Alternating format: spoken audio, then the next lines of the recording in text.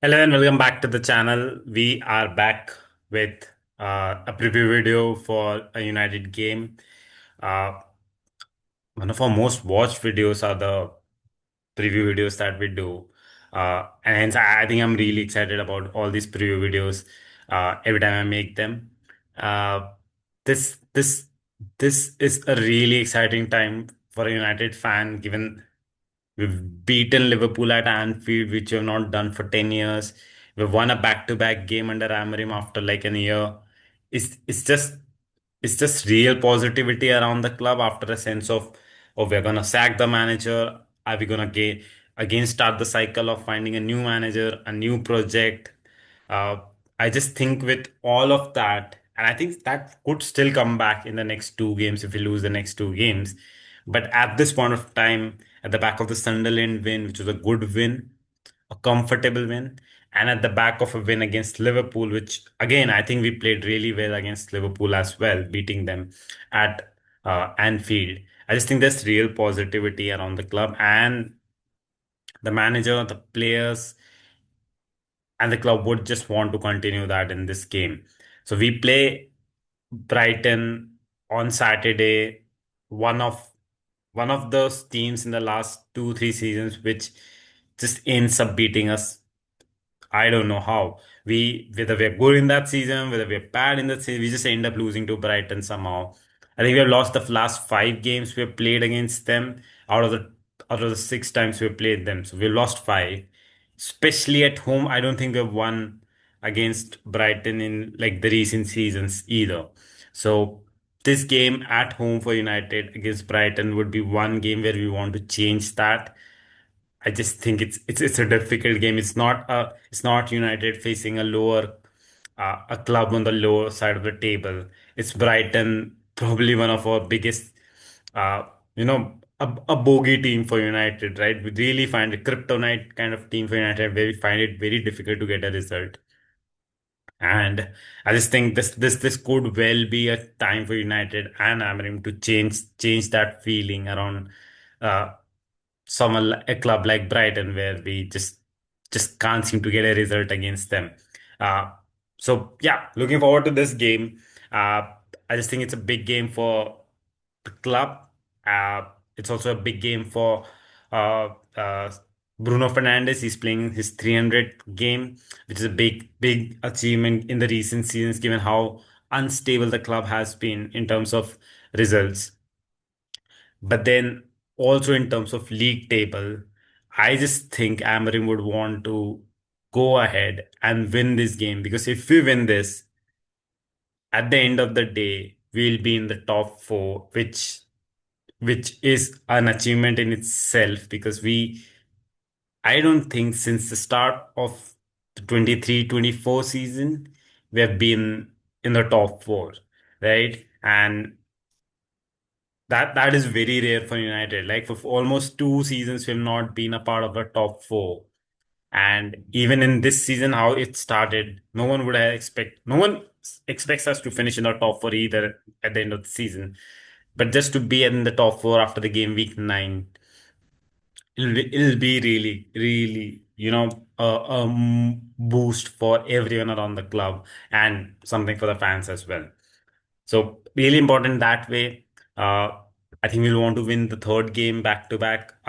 We've never done that. I don't think even back to back was like games was difficult, but back to back 3 games, I think it's almost down to that 5 game run we were in December 23, where under Ten Hag we went on to win 4 or 5 games on the stretch. But I just think we'll need to start somewhere and. A win against Brighton, a difficult team for United, would be perfect for United, to start that momentum of winning consecutive games at a stretch. So yeah, important game for United. Uh, I think on the Brighton side of things, I really like watching Brighton as well. So I think I've watched the first game against Fulham where Fulham equalized in the 96th minute. I watched the City game, which they won 2-1. I watched the game against Spurs, the 2-2 draw. And I watched the game against Newcastle as well last week, which they won. I just think Brighton are one of the most dynamic, fluid uh, footballing side in the league where they can play however they want. They can play on the counter attack. They've got the likes of Minte, they've got Mitoma up front to stretch the defenses on the counter attack. Then they have a stable midfield to just with the likes of Ayari, with the likes of Balib. But I know Baliba has been a bit out of form as such. But then I've got number 10s in Gruda and Ruta who really link up play really well, and they have a striker in form in Denny Welbeck. So I just think Brighton are not going to be an easy side. And given how we have played against them recently, this day game will not be easy. Uh, they beat City away, right? And they really put Spurs under pressure in that game as well. So they've gone up against the bigger sides and they have challenged them. Uh, I just think United need to play the best game forward and try to get a result in this game. Having said that, let's just look at in I think like we do always, let's just look at the teams we're planning to see. Uh,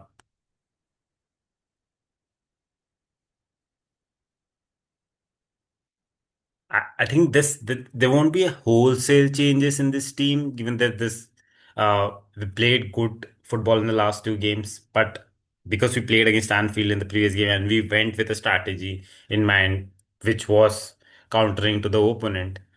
Uh, we will see some changes, especially with the likes of I think Sesko will come back in and lead the line.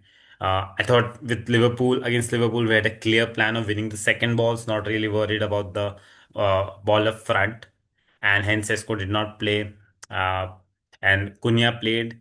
But I just think at home in this game, Sesko might start and he should start, right? That should be our plan to always play with a central striker in, especially at home. Uh, and I think Sesko will start this game. He was in form before the break. He got 2-2, and you would not want to put him on the bench for too long and lose that sense of goal threat that he had uh, uh, this early in the season, right? And put a cushion around his transfer.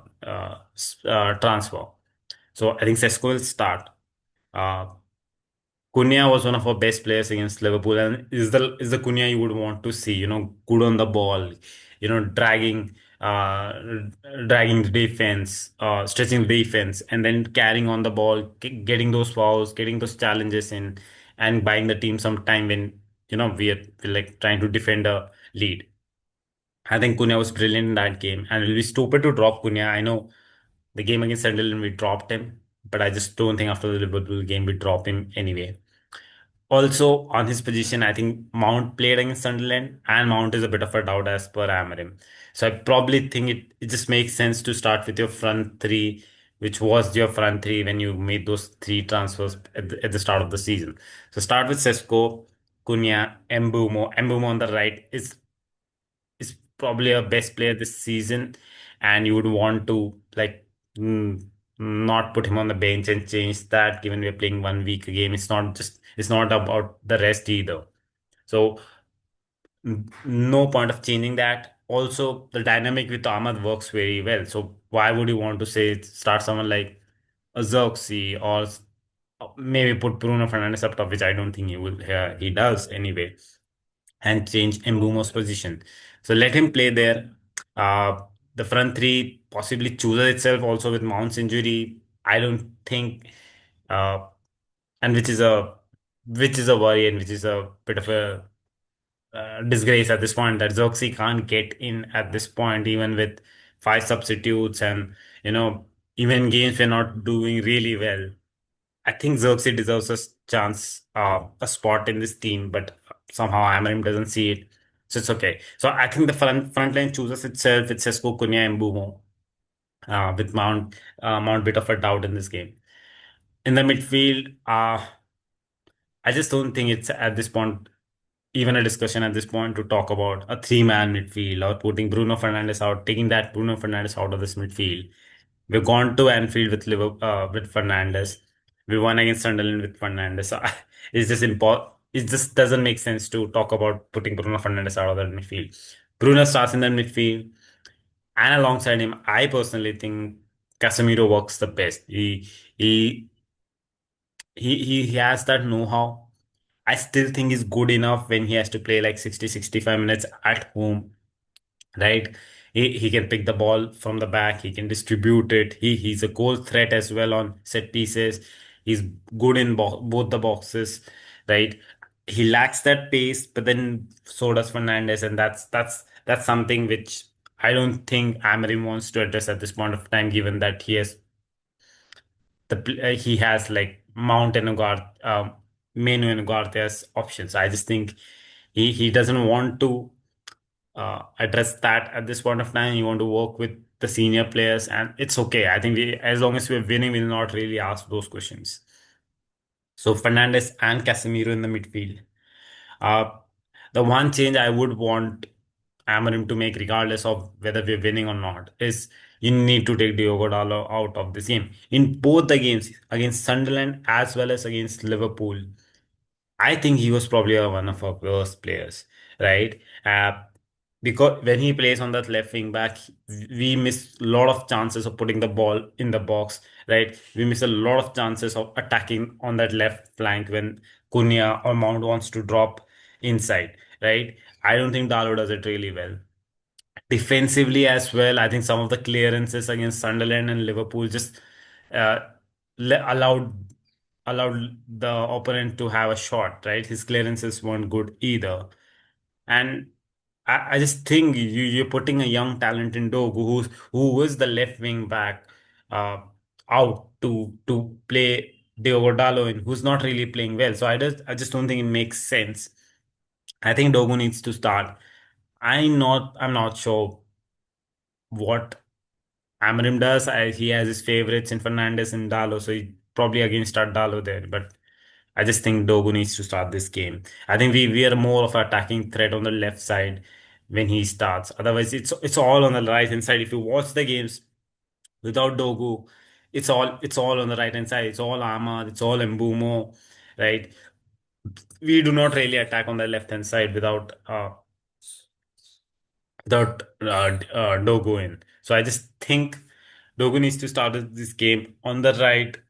Ahmad has probably had his best two games in the season so far against Liverpool and against Sunderland. I had doubts. I was raising questions on his performance at the start of the season. He looked poor for me. Um, but in the last two games, he's played really well. He's been good defensively. He's been good on the attack. He's making better decisions, right? And he got the assist against Liverpool as well. I think he got it. He got into really good positions against Sunderland as well. So I think Ahmad needs to start there. Uh, so that's the front line and the midfield. On the defense, Harry Maguire got us the win, got us the winner. But I just think, uh, as Amarim said, Maguire is a bit uncertain in this game. He probably might not start.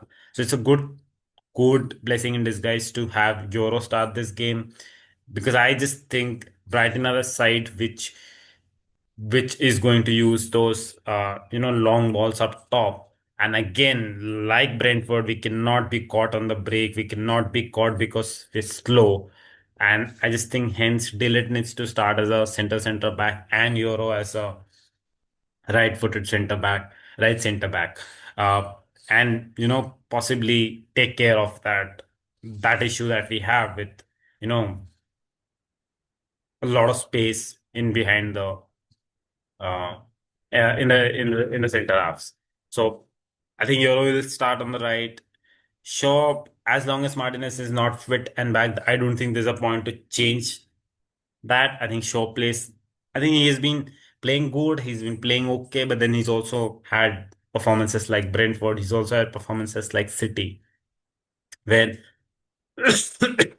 where he looks like he's not a fit for a side that wants to challenge to the top four anymore. So uh, the center half chooses themselves with the injuries that we have, uh, and in the goal. I just think nobody would at this point would want to start Bendy. I think Lemons is a guaranteed starter. So yeah, this is the team. We'll have Zoxy on the bench. We could possibly add Mount and Maguire based on how serious their injuries is as well on the bench. We'll have Mazraoui back. He'll be on the bench as well. We'll have, in the midfield, we'll have Menu, we'll have Ugarte. So we will have a lot of options on the bench as well. Uh, I think this is a good enough side to go get that win against Brighton. I just think United need to have clear plan, a clear way of working that they had against Sunderland, that they had against Liverpool, and stick to that. And I think we'll get the result against Brighton. Uh, what am I predicting for this game? I think Amarim has found a way of winning games, right? Which is the long balls, which is the trying to win the second balls in, which is trying to play on the wings with Ahmad and Mbumo a lot more. So I just think if that formula is working, he'll stick to that and he'll probably try to get more results with that until he gets found out. And I think he'll get found out soon if he sticks to just that way of playing. But at this point of time, I just think I think United look really confident and at home they've looked better this season than they've looked away. So I'll go for a United win. I still think United concede a goal here and there. They have that in them. But United have started scoring goals. So I'll probably go again. 2-1 to United. I think we'll win this game. We'll look good. We have started to look good. So I'll probably go. I wanted to say a 3-1, but then I'll be a bit more practical with this prediction. I'll say 2-1 to United in this game. So yeah, that's it. That's it for the preview of this game. That's it for the uh, predictions and the lineups. I just think it'll be a good game to watch. So yeah, let's watch the game and let's come back and analyze the game later. Also, if you like what we're doing, I know it's almost 2 months in starting this channel. We subscribe to the channel, support us, and also add a comment saying what we need to change. We're trying to change how we do these videos to make it a bit more interactive. But yeah, be a part of this channel and help us improve. So that's it for this video. We'll be back with the post-match reaction video later after the game.